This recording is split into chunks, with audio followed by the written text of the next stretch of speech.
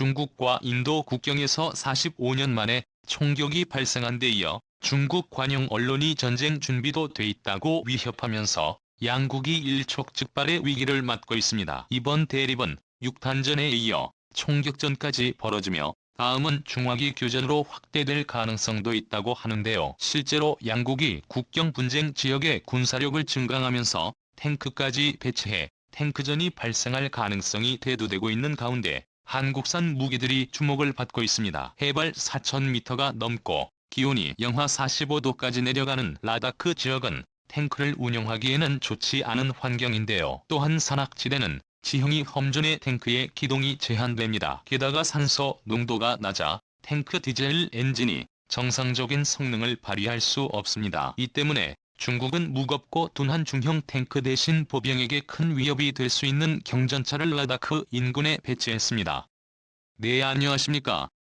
군사기밀 뉴스 TV입니다. 알람 설정을 하시면 영상 업로드 시 바로 시청하실 수 있습니다. 중국이 이 지역에 배치한 경전차는 2015년에 등장한 최신 15식 경전차로 중량 50톤급 주력 전차가 제대로 활동할 수 없는 티베트 고원지대나 중국 남부 베트남 국경지대 등에서 사용할 수 있도록 개발한 중량 35톤급 의경전차입니다. 15식 경전차는 차체 크기를 줄임과 동시에 자동장전 장치의 채택을 통해 승조원의 3명으로 줄이고 포탑의 높이와 폭도 최대한으로 억제하였습니다. 차체는 중국이 독자 개발한 복합 장갑으로 보호되며 차체 전면과 측면 포탑에는 착탈이 가능한 폭발식 반응 장갑이 적용됐습니다. 이 정도 방어력이라면 서방 측보병 전투 장갑차에 40mm급 철갑탄을 방어할 수 있는 것은 물론 보병이 휴대하는 대전차 미사일에 대해서도 어느 정도 방어력을 보여줄 수 있을 것이라는 분석입니다.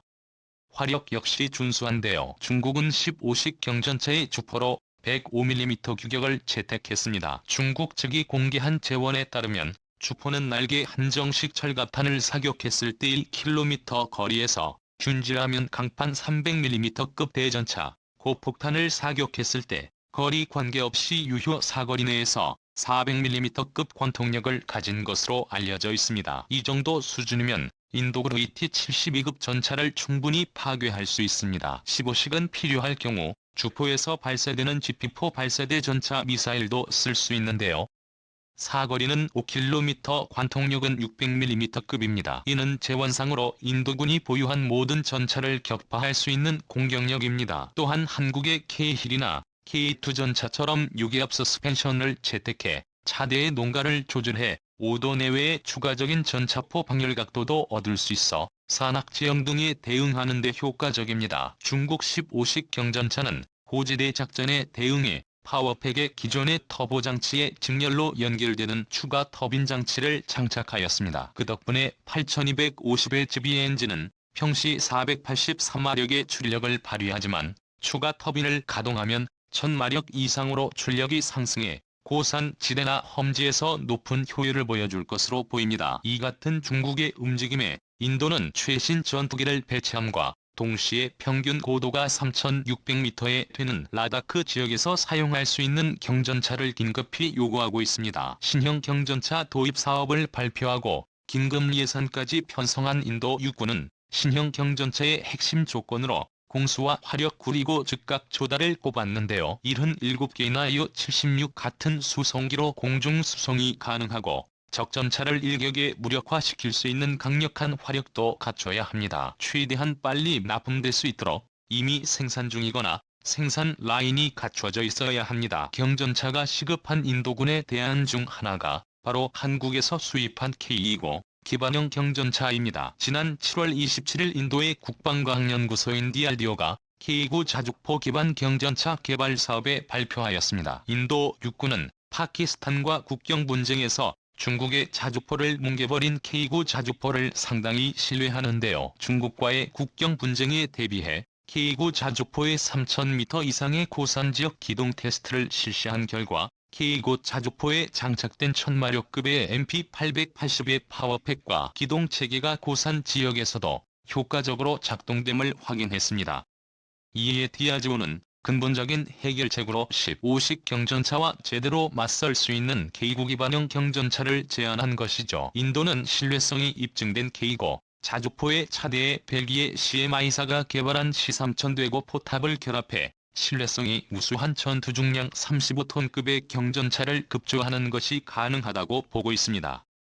C3000 포탑은 전체 중량이 4-5톤에 불과하지만 나토 표준 L7 전차포 탄약을 발사할 수 있는 100mm 고압 저반 동포를 장착하고 있습니다. 장착된 105mm 포의 보안각은 플러스 40도 마이너스 10도이며 자동 장전 장치를 갖추고 있어 전차장과 포수만으로 운용이 가능합니다. 그리고 수요국에 따라 다양한 사격 지휘 체계를 장착할 수 있으며 포탑 자동 장전 장치에는 도발의 탄을 장전할 수 있습니다. 즉 활용 면에서는 중국 15식 경전차에 전혀 꿀리지 않습니다. K구 자주포 차대는 10m 거리 안에서 폭발한 152mm 고폭탄 파편 방어를 위하여 두께 19mm의 고경도 철판을 갖추고 있어 14.5mm 철갑탄 방어까지 가능합니다. 인도 육군의 두 번째 대하는 경전차를 직접 도입하는 방법입니다. 가장 많이 거론되는 경전차는 러시아제 스포르트인데요. 인도가 스포르트를 1순위로 접찍은 이유는 공수와 화력 때문입니다. 스포르트는 러시아가 공수 군용으로 개발한 무기로 수송기의 신복 공중에서 낙하산으로 투하해 작전 지역에 투입하는 공수 능력을 갖추었습니다. 러시아군의 설명대로라면 이 경전차를 통해 인도된 고원지대의 어디라도 수송기로 투입할 수 있는 강력한 경전차가 생기는 것이죠. 스프린트는 전투 중량이 18톤에 불과하지만 조포는 인도군 주력 전차인 T9에 탑재되는 2해 46의 반동을 줄인 2해의 75,125mm 활강포를 사용하는데요. 하지만 스포르트는 중국도 1990년대에 도입을 검토했다가 포기한 무기로 약점이 많습니다. 이 경전차는 낙하산으로 직접 강화가 가능하다는 점을 빼면 장점이 거의 없습니다.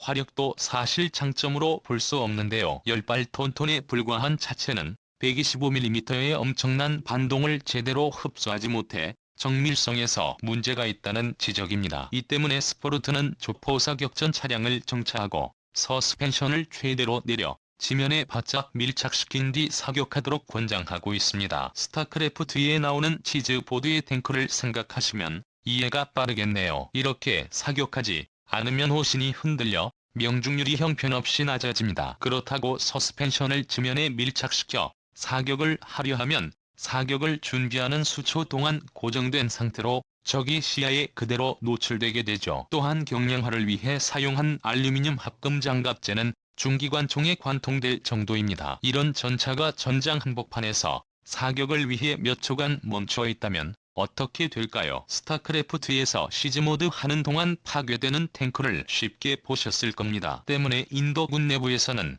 중국의 15식 전차에 제대로 대적할 수 있는 경전차를 구매해야 한다는 목소리도 나오고 있습니다. 그 후보로는 한국 카마 디펜스 AK-21 대구경 전차가 다크호스로 떠오르고 있습니다. 현재 필리핀 경전차 사업에서 경쟁하고 있는 파버 디펜스의 K-11 치바이사가 개발한 105mm C3000 포탑을 사용하고 있습니다. 위에서 언급한 K9병 전차와에 사용되는 포탑과 같은 포탑이죠. 사실 경전차용 포탑으로는 유일하다고 할 수 있습니다. 105mm 주포는 우리 군이 보유한 모든 종류의 105mm 전자포탄 및은 KTO 표준 일제 전차 포탄을 운용할 수 있으며 40도의 포신 포각으로 최대 사거리 15km의 복사 화력 지원도 가능합니다. 포구 초속은 K274 신형 날개 안정 분리 철갑탄을 사격할 경우 1.56km로 2km 거리에서 510mm의 균질감 연간 장갑을 관통하며 전차포탄뿐 아니라 포발사 대전차 미사일 도발 시 가능한데 이 미사일은 반등능동 레이저 유도 방식으로 최대 사거리 5km 장갑 관통력은 아래 위치의 기준 550mm입니다. 또한 포탑이 사정 오토의 격양이므로 캠리 20의 차체에 없어도 보병 전투 장갑차와 동일한 25톤의 전투 중량을 유지할 수 있으며 자동 장전 기능으로 탄약수가 필요 없어서 조종수 포함 대당 3명의 승무원으로 운용이 가능한 것은 물론 기동간 사격과 보수 조준 경반 차장 파노라마 조준경을 연동한 헌터 킬러 기능 부하 및 수상 사격 능력 등 회의실의 보병 전투 장갑차와 동일한 제반 성능을 갖추고 있습니다. 방어력 또한 준수한 수준으로 LC 유리 섬유와 LEI-103 세라믹 그리고 알루미늄 합금의 복합재 장갑재를 사용해 전면 방어력은 GMP 430mm 기관포의 LPGS터는 1km 거리 밖에서 방어한다고 합니다. 인도가 어떤 선택을 하든지 한국에게는 상당한 이익이 있습니다. 인도 국방부가 K9 자주포 기반형 경전차 개발을 결정한다 해도 현재 라이센스 생산 중인 K9의 경우 한국에서 공급한 부품을 인도의 중소기업들이 조립 생산하는 방식으로 한국에 이익이 많은 편입니다. 인도는 18개월 안에 3대의 수제 경전차를 급조하길 원하고 있는데요. 이는 인도 혼자서는 어림도 없습니다. 특히나 100mm C3000대고 포탑은 기존 K9 자주포 포탑과 비교해 아주 가볍고 반동도 약하므로 포탑에 맞추어 개발된 기동차대 전체에 대한 대규모 재설계가 필요합니다. 마리 K9 기반의 JK9 부품을 활용해 신형 경전차 차대를 새롭게 개발하는 것이나 마찬가지입니다. K9 자주포를 설계한 한화테크원 기술진들이 L&T족 기술 인력으로 참가해 K9 개조 사업을 지원할 가능성이 높습니다. 이렇게 해서 K9 기반 경전차가 개발되면 구성체계 중의 상당수는 한국이 제공할 가능성이 높습니다. 그 이유는 신뢰성이 필요한 차대용 고경도 강판부터 시작해 H의 수요 유기압 현수 장치와 궤도 심지어 장착된 MP880의 엔진마저도 독일제가 아니라 공대의 STX 엔진이 공급하고 있기 때문입니다. 인도 입장에서도 높은 신뢰성이 요구되는 기동 부품을 국산화할 여유가 없으므로 당연히 핵심 기동 부품은 모두 한국에서 조달할 수밖에 없을 것입니다. 즉 인도의 K9 기반 경전차 사업은 우리에게도 아주 좋은 사업 기회임이 분명합니다. 또한 인도 모디 총리가 극찬한 K9 자주포 면허 생산 사업이 성공적으로 진행되면서 무기에 대한 인도군의 인식이 매우 좋은 상황입니다. 화력과 방어력, 기동력과 같은 무기체계 자체의 재원은 물론 납기 일정 등 인도군의 요구사항 대부분을 충족하는 조건은 회의실의 100분입니다. 인도군이 어떤 선택을 하든 인도 중국 국경 지역에는 중국이 자랑하는 최신형 경전차 15식과 한국의 무기가 대체하는 상황이 펼쳐질 가능성이 있습니다. 인도 파키스탄 국경 지역에서 한국의 K9 자주포의 뜨거운 맛을 본 중국이 어떤 대응을 할지 귀추가 주목되고 있습니다. 군사기밀 뉴스TV입니다. 다음 영상에서 만나요. 시청해주셔서 감사합니다.